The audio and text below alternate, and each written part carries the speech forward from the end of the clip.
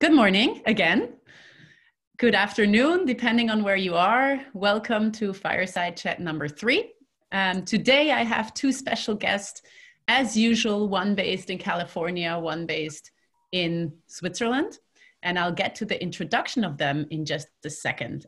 First of all, I want to say a few words about this chat series, this Fireside Chat series. So as you all know, we've been in this pretty surreal situation of a pandemic, of a global pandemic for 4 months now, which is a long time. This is a third of a year where truly every aspect of our lives has been affected in one way or another, rapidly accelerating the digitization of many aspects of our lives. However, this has also happened somewhat unequally across the globe. So depending on where you are, you might be affected quite differently than if you were somewhere else. And the changes that might stick as we go back to normal or forward to a new normal actually might equally diverge depending on where you are. And the purpose of this series is to engage with thought leaders from both Switzerland and the US West Coast, people who are active in the arts, in innovation, in technology and science, and together speculate on where we might head from here. In the previous two chats, we talked to someone from a university and current new president of a university, to someone who runs a venture capital firm, to a design icon. And today we're actually bringing together two people that are slightly more on the same page, I would say, in the sense that they both work in innovation and in the corporate sector. So they both come with perspectives that might sound like they might be quite similar. However, one is based in San Francisco and works for a Japanese tech giant, and the other one works in Switzerland working for a European food tech giant. So probably yet again, the perspectives will be quite different. Before I go into introducing our two speakers of the day, just a few house cleaning notifications here. So all the attendees, you are muted. You can actually communicate with us through the Q&A function. So feel free to ask your questions at any time during this conversation. We will either weave them into the conversation as we go, if we feel like it fits. Please, I really incentivize you to participate in this conversation. And if not, we will try to talk about or bring up as many questions as possible and answer them towards the last 10 minutes of this conversation. And we'll be going for a total of 40 minutes. You also, just for your information, this session is being recorded, so you can watch it later on if you want to go back to a certain point mentioned. Okay, let me start off today with our speaker from California, Ajay Chander. He is an expert in human-centered technology and products, and he leads the research teams and R&D teams at Fujitsu Labs. Fujitsu is a tech giant from Japan in San Francisco. And a tagline that I find quite interesting, which I would love him to say a bit more about, is prosperity at scale. So he really thinks about prosperity, and he thinks of that as mental well-being, food, education, personal finance, management of self and others. And I'm very curious to hear a bit more about what that triggers, that background and that goal of prosperity at scale as we go through this transformation at the moment. Our second guest is Thierry Duvanel. He is the head of collaborative innovation at the Bühler Group, a Swiss food technology giant. And he is a seasoned entrepreneur. Actually, he used to lead Mass Challenge Switzerland. So the startup people in the room, there's no room, but startup people out there listening might be familiar with Mass Challenge, a Boston-based accelerator that actually has opened a branch in Switzerland, which Thierry was responsible for, attracting over 1,000 startups into a program happening in the western part of Switzerland. He's a seasoned entrepreneur with experience in technology across the EU, Asia, United States, and he is today with the Bühler Group in collaborative innovation. And I would also love to hear him talk a little bit about what collaborative innovation / non-collaborative innovation actually means. But I let the two of them answer these questions that I brought up already as we launch into our first collective exploration here. And I would love the two of you to just tell me a little bit what your new normal looks like today. One of you based in California, one of you in Switzerland. Ajay, can you get started? Absolutely. Well, hello, everyone. It's a delight to join Gioia and Thierry today for our conversation. Thank you for the introduction, Gioia.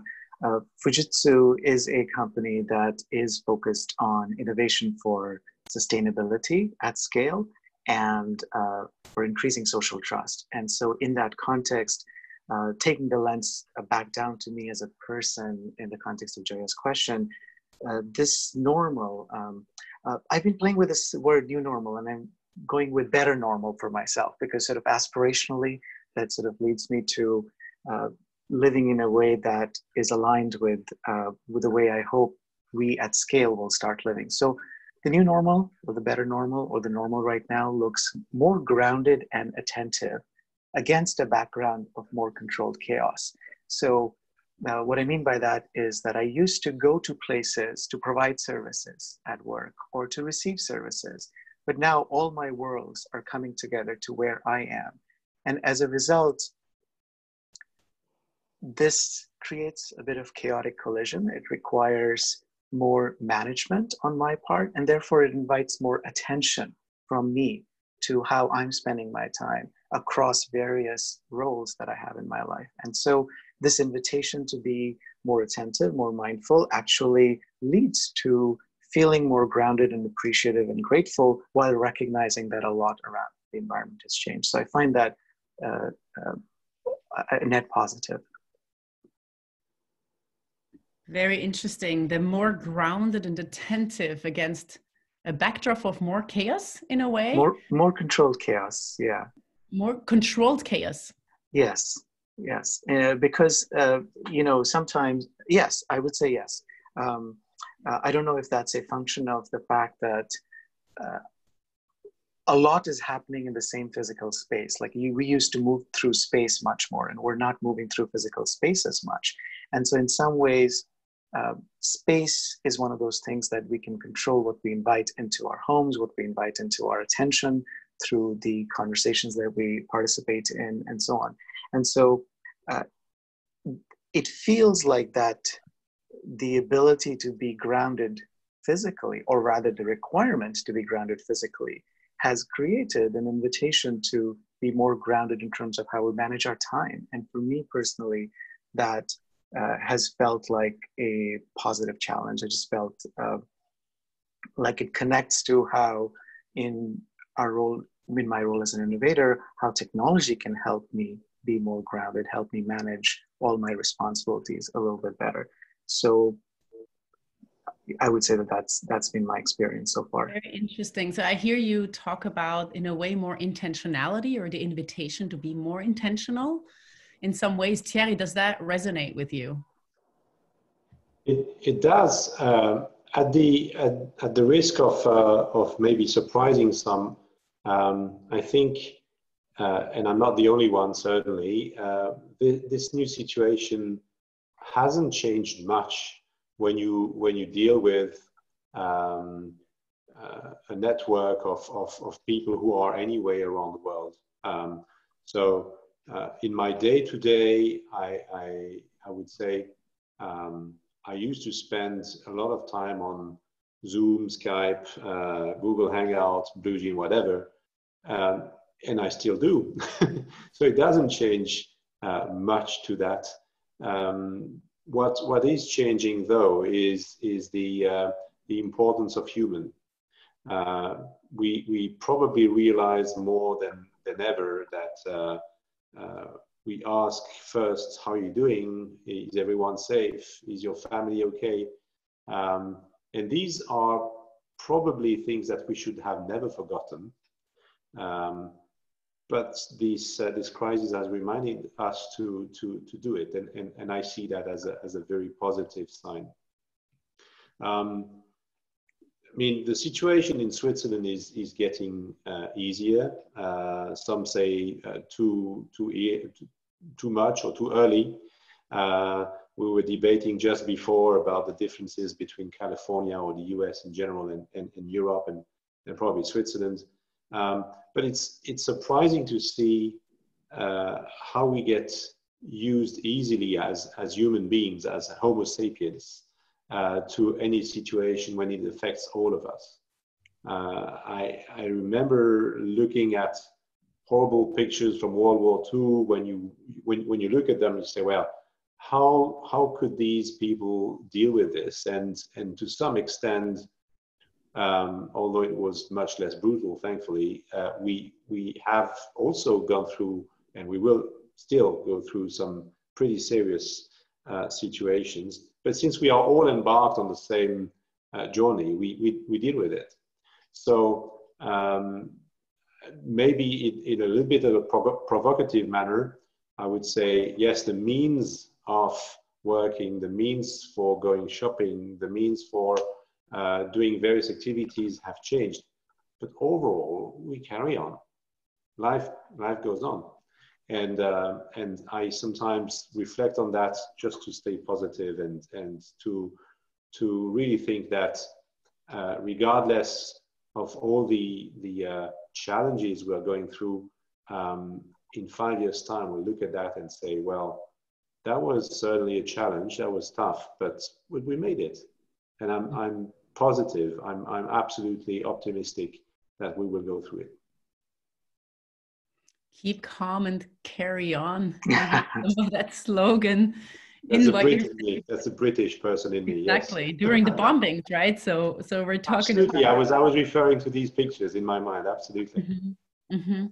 Can I ask both of you, what is the most important thing you learned as you went through these last 4 months? And what is the thing that you learned as a human or as a professional that you want to take into the future with you, into those next 5 years, Thierry, as you say, when you look back and say, we got through it, but how did we get through it? Like, what did it actually change? What did I want this moment to change?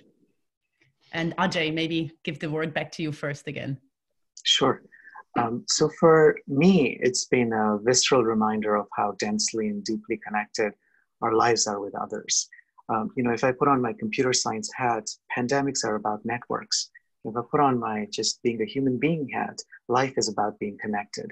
There is a lot of invisible infrastructure, a lot of hidden infrastructure that supports our lives that we sort of have forgotten about. Everything from the people and machines that bring food to the grocery store close to us, to people that provide us with electricity and digital infrastructure that keeps us connected, including in this very moment, to care infrastructure that protects us for young children, parents, for much older people, perhaps children who are taking care of them, to larger hospitals and systems. So for me, it's been a beautiful sort of uncloaking of what's been hiding in plain sight always, this infrastructure that supports our life, the deep connectedness between all of us in the services, in the small services that we provide, that together in this densely connected modern network that Earth 2020 is, supports all of our lives.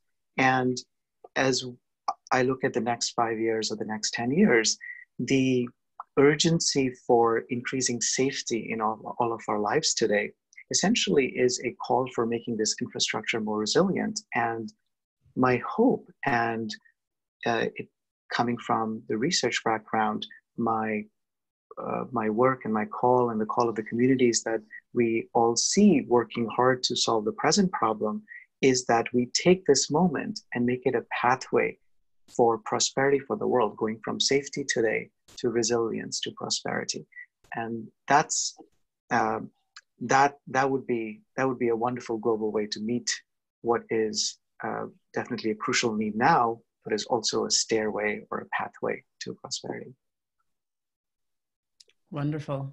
I love that idea of this pathway from safety to resilience. Safety is in a way a reaction. It's a response in the moment. Resilience is something much more forward-looking, something much more sustainable. Thierry, what about you? What's your most important lesson you have learned? I don't know if it's a lesson as such, but it's an observation that makes me think a lot about also the other challenges that we are dealing with before COVID. It's overall that we don't deal very well with exponential. To some extent, we are educated. We think, we perceive things in a linear way, and when you start analyzing our surrounding, especially when we are facing a pandemic, it's a highly exponential environment, and we don't deal with that. It's difficult to grasp. It's difficult to understand. We see this with the COVID. I mean, you were mentioning in the introduction that we've been through 4 months of pandemic. I would maybe amend that and say, well, it's been actually 6 to 7 months. We know now that the first cases were reported sometimes in December in Europe even. I read a paper the other day that through the analysis of wastewater in northern Italy, the first cases have been reported as early as the 18th of December last year. And this is reflecting the fact that we were talking about a tiny, almost in the noise, right, type of evolution, and suddenly it explodes. Why am I talking about this? It's because I think that the other challenges that we have to deal with, the evolution of the population, the evolution of the greenhouse gases, the CO2, not just to name one, but also the consumption habits, the use of the land, they all are related in an exponential way that we try to adjust with, and maybe if there's something that is an important learning from this pandemic, I hope, it will be to better understand or slightly better grasp these realities, and thankfully, maybe, or hopefully, maybe, be able to derive some practical insight for the future. This is really interesting, Thierry, because what I hear you say is that in a way we're experiencing the exponential right now, physically, viscerally. Absolutely. And if that doesn't let the coin drop and make us understand what that means, how that works, what else will? So how can we, in a way, transform or extrapolate the learnings from this and apply them to other important, huge global risks that we're facing and need to solve, like climate change, which is an exponential phenomenon as well. So I think that's a really interesting thought. So I like that idea of the exponentiality. I don't know if that's a word, but exponentiality of so many things in our lives, and using this opportunity to actually apply that understanding to other challenges. Yeah, in a way, it's harsh, but it's learning by doing, and we understand now what it means to double and double and double. I mean, it's the old joke of the pond and the nenifers, or the lilies, and you ask when it was half covered. It's actually yesterday. It's not half of the days before. These realities help us. Maybe in a harsh way again, but to grasp this, which again, we are not naturally bound to do. So I find that interesting, and I think it's something that we could also try to absorb for the future. So let me spin that further. And I think an important thing you just said is this learning by doing. I think we realize right now that every government is literally learning by doing. Nobody knows what the hell will stick, what will work, what will be the right solution. Everybody's testing and trying and readjusting along the way. And one thing that I'm really asking myself, in the long term, how might this crisis change our appreciation for both? I'm going to take two things: science on the one hand, which has been in a crisis, at least talking in the United States, and government, which I would say remains in a crisis, actually, in a lot of parts around the world. And what's your take on this? How might our appreciation for both science and government, but possibly also apprehension of science and government change during this time? Ajay, back to you. Sure.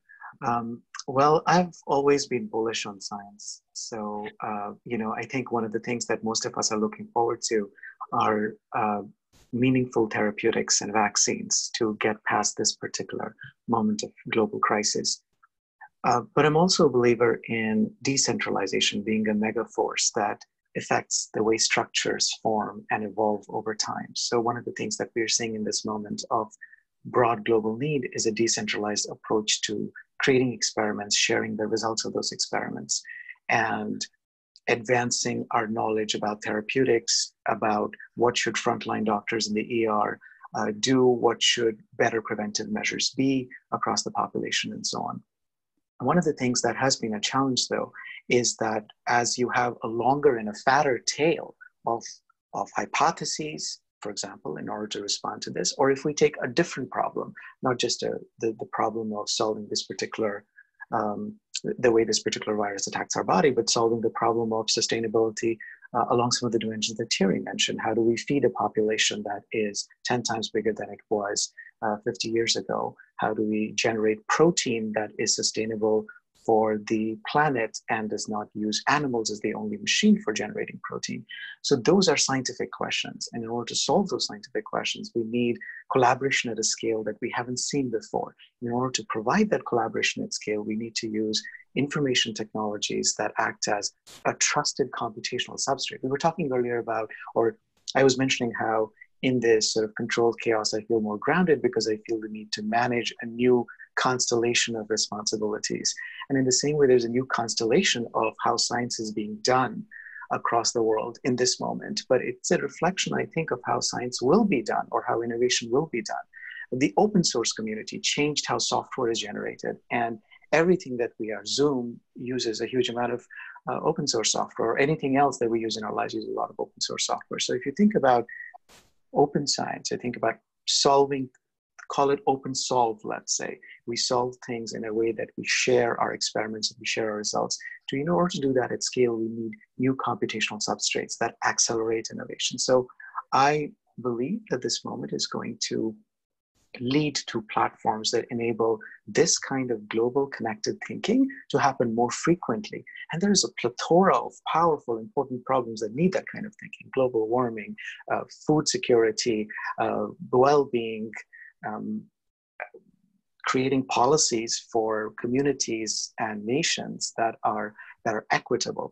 And we have, one of the silver linings of having a lot of people is that we have a lot of intelligent minds that need a substrate to orchestrate their intelligence towards solving those problems. So when it comes to science, I see that as imminent in this decade, these new tools of doing science at scale, provoked by the need that we have in this moment.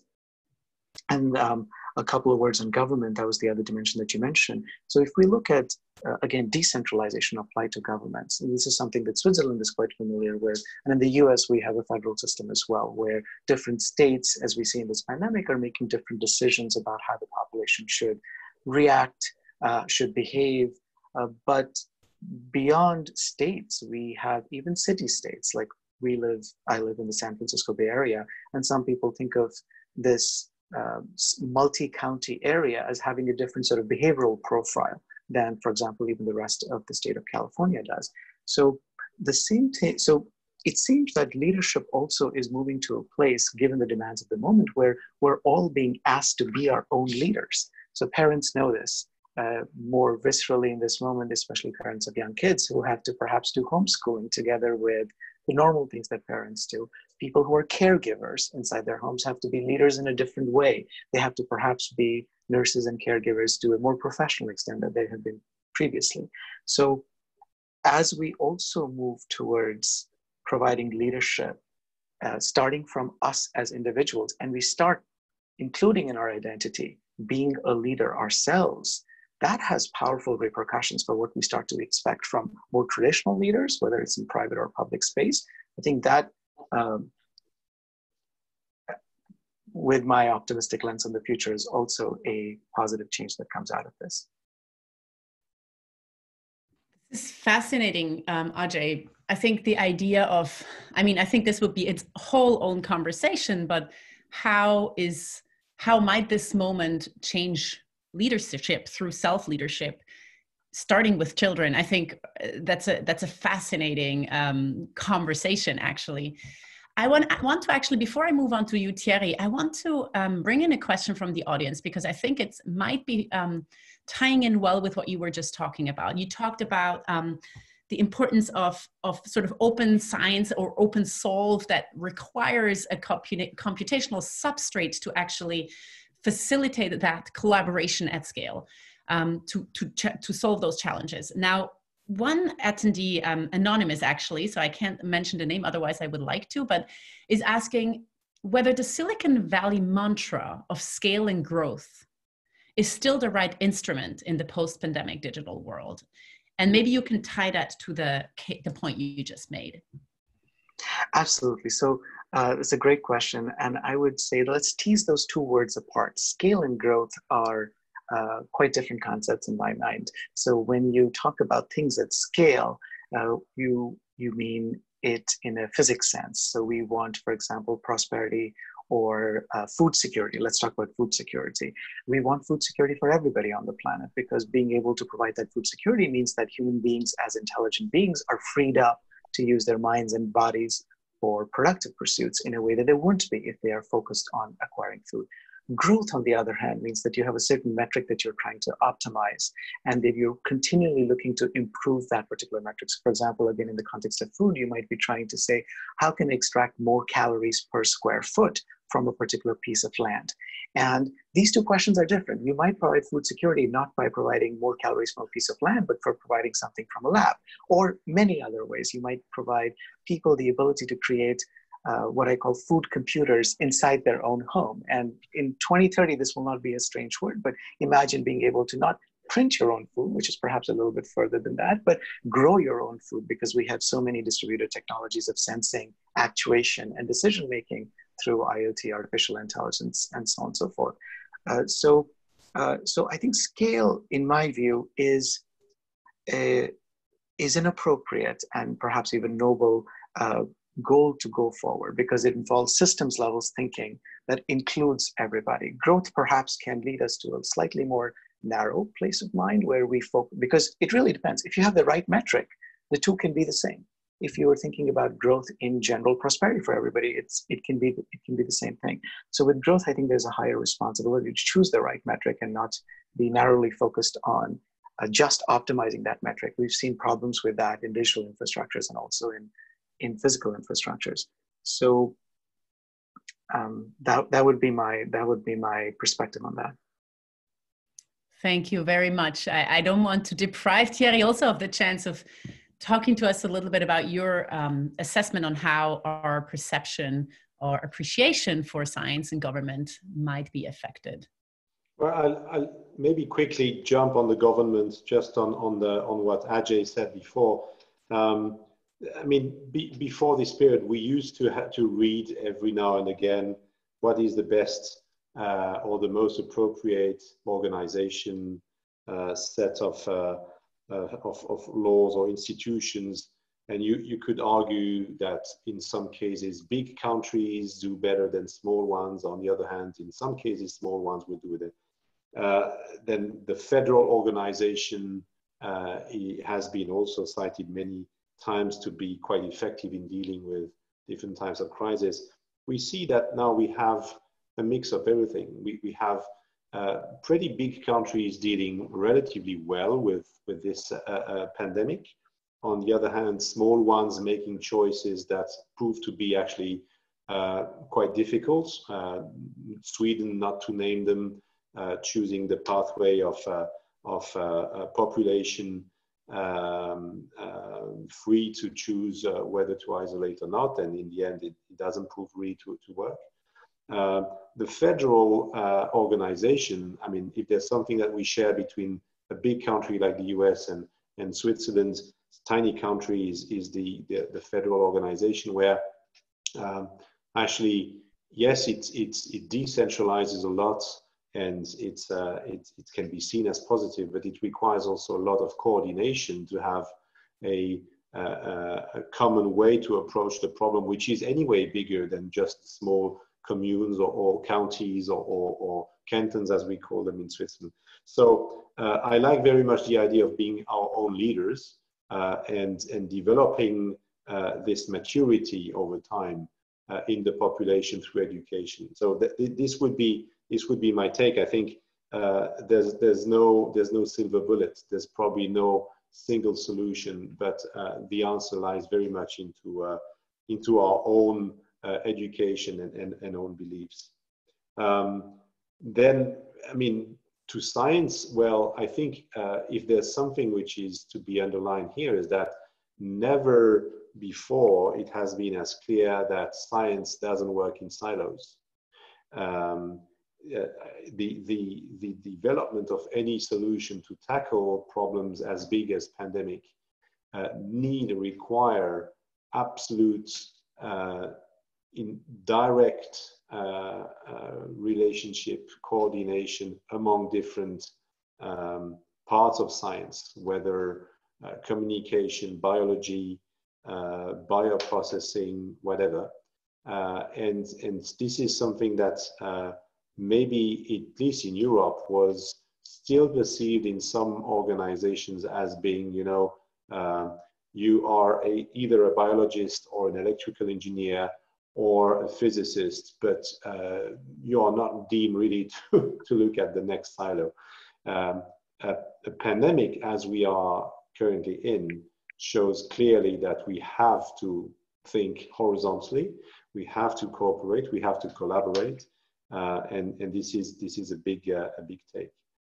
And maybe the last on my assessment on that is the fact that these events, as difficult and hard they are to go through, are occasions to generate these quantum steps that are characteristics of the evolution.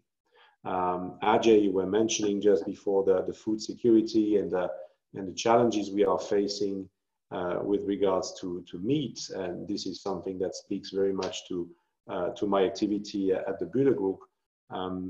We see that basically the human being has been growing meat, if I can say so, on animals for the last 20,000 years as an effective model, but it just doesn't work anymore due to the increase of population, again, of this exponential growth. So we are bound to change pretty much probably as the hunters and pickers were bound to change 20 or 25,000 years ago when they were facing too much problems dealing with the food security precisely, and they saw that farmers were actually doing it better. It's about time to change. Nothing against farmers, by far not, but it's just a reality that we have to deal with. And these evolution can't really take place gradually. They need to be provoked by some events, and I think this is maybe one acceleration that we see here, which is hard to grasp because we are just in the middle of it. But as things go fast nowadays, maybe in a decade or so, we'll see, hey, yeah, absolutely. We were just in the middle and we've done it. So that's actually a good segue, because we have two questions from the audience, and both of them, I see some connection between the two of them. And they sort of latch on what you were just talking about, Thierry. So Tomasa is asked, different question. I actually don't know who it is, but someone's asking how multinational companies like yours try to solve the upcoming exponential problems that have been mentioned. And then someone else actually asks a follow-up question, Audrey, and she's asking if you could name an example of how such a problem can be or has been solved exponentially versus linearly. And I think maybe you just sowed the seed of the answer here, Thierry, by saying it requires that disruption and the disruption will change the exponential change in some way. It will trigger an exponential change. But I would love to hear from both of you, whether you could name any issue that your company is currently working on that in a way takes an exponential approach to change and solving a major challenge. And Ajay, maybe I'll give the word to you first again. Sure. So I'll mention I'll mention a particular piece of contribution that our company has made recently that was in the news. So every year there is a supercomputing competition of supercomputers all across the world. And this year, Fujitsu made an ARM-based supercomputer that won the supercomputing challenge. So this supercomputer is being used. Supercomputers by definition are powerful processing units, and it's being used to discover protein sequences that accelerate the portions of what will eventually become therapeutics and drugs to address the particular question that we're faced with right now. How do we defeat the various biological pathways that this virus uses and is evolving in its use as it impacts our bodies? So one way to think about exponentials is that the dimensions that you have to search within are much higher than a brain can process. I often say that design, we're used to designing things like, we might design a doorknob or a mug. Design is search through low dimensional space. It's a search through a space that we can understand. And machine learning or artificial intelligence or other kinds of technologies help us search through a much more higher dimensional space that we can keep in our minds at one particular time. So a supercomputer in particular helps us search through a high dimensional space of chemical interactions, lengths of proteins, kinds of proteins, the molecules themselves, the biological interaction pathways. And that kind of approach to solving a particular problem is applicable for all kinds of other kinds of discoveries. So when we need to find a solution in a high dimensional space, this is especially where using technology to solve that particular kind of exponential challenge becomes useful. So that's one thing that comes immediately to mind. And I will also mention that including I think this is connected to some of the things that Thierry and we were saying earlier about not working in silos. So in this particular moment, there's been a consortium of Japanese and global companies that have committed to donating their intellectual property for solutions that will address COVID for free. And this is sort of a growing movement. And this is also another way in which we tackle this thing together. Fantastic. Very interesting example. Thierry, from Bühler, any example you can mention? Maybe I would rephrase the question, because I'm not sure that you can solve a problem exponentially versus linearly. I think the answer to an exponential problem is in steps precisely, and the challenge is to be able to address these steps by embarking everyone on the journey and not provoking too many seizures. So the fact that we've been able to operate, but I mean this is not specific to Bühler, carry on operations with our customers, doing factory acceptance tests, for instance, for anyone in the industrial sector. This is normally an exercise that requires very much to be on site and to see the new equipment coming and being installed and deployed. We've run that through webcams. So it's quite interesting to see that we adapt to those elements without too many questions. The exponential problem, I think, is something that needs to be addressed in steps and in quantum leaps rather than in a continuous manner. Can I jump in on that, if you don't mind, Gioia? So I think Thierry you used the word steps, and it sort of reminded me of the process of education. You were talking about beliefs a little bit earlier. So, it's interesting, when we think about the way our own beliefs evolve, some of them evolve exponentially and some of them evolve linearly. So something that is embedded as a belief with us when we're very small children, or when we're a moment of change, whether it's during our teenage lives or another moment of change, we hold on to that as an axiom and we kind of build on it multiplicatively in a way that's sort of similar to exponential processes. So, so I offer this as a provocation to everybody. Could we design belief systems that are based on true information or based on, let's say, useful information that seeds an exponential process that allows us as intelligent human beings to look at important problems that we want to solve in a new way? And then we become the exponential because the way that we are approaching the problem is seeded with useful information, and we're given a process, perhaps a collaborative process connected with other people around the world, that adds another dimension of continuing that multiplicative agenda that moves us towards a solution. So if you take away from that description something useful, then I'd love to connect more with you about it. But I think there's something there about harnessing our collective intelligence by starting with useful reframings of reality, such that we move exponentially, so to speak, towards a good solution. Interesting, the exponentiality of the belief system and using that for good. I mean, it reminds me again of the idea of the pandemic being an exponential phenomenon. How could we use that same, let's say, network effect for collaboration and positive beliefs for solving global common challenges? Now, we only have a few minutes left, and I really want to ask you one last question that is dear to me, that I'd like to end on, which is, you know, this is a time that requires a lot of courage on many levels, as we're facing so many news in our daily lives. And I heard one professor talk about the courage of imagination, which in a way is the most important type of courage we need right now.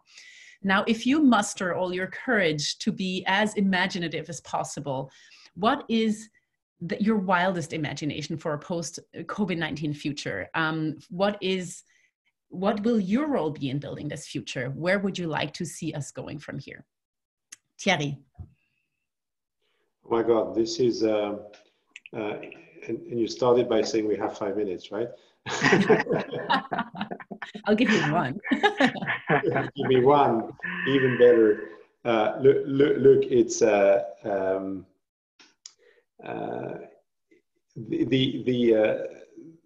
what I'd like to embark with me in the future, and how I see this is a phenomenal learning experience that will feed into numerous projects in the future, but making us believe that we can address those questions, and rethink some of our very basic organization elements, thinking of the resilience we can build in our own lives, thinking of the importance to listen to experts.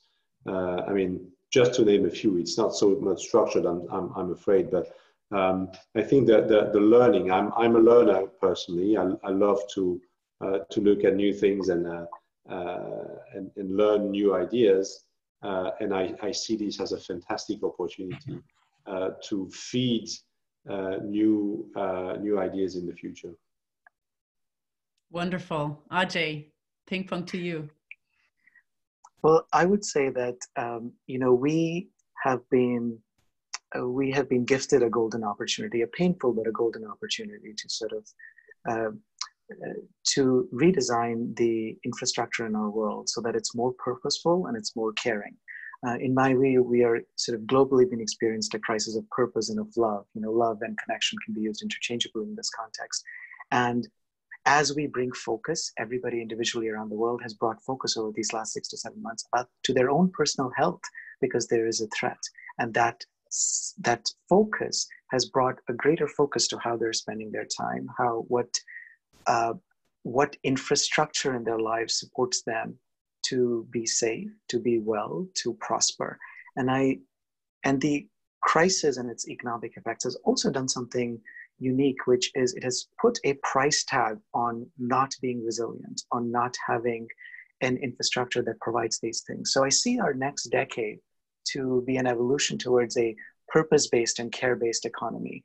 And I am very optimistic about using technology as a tool within an intentful transformation towards greater safety, resilience, and prosperity.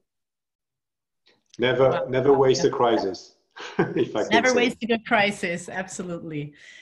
Well, I think I would like to sort of summarize this conversation, which is something I usually do, but I heard so many important things, and I will still say a few things, but I think, Ajay, you also ended it so beautifully on the note of building an economy of purpose, love, and care.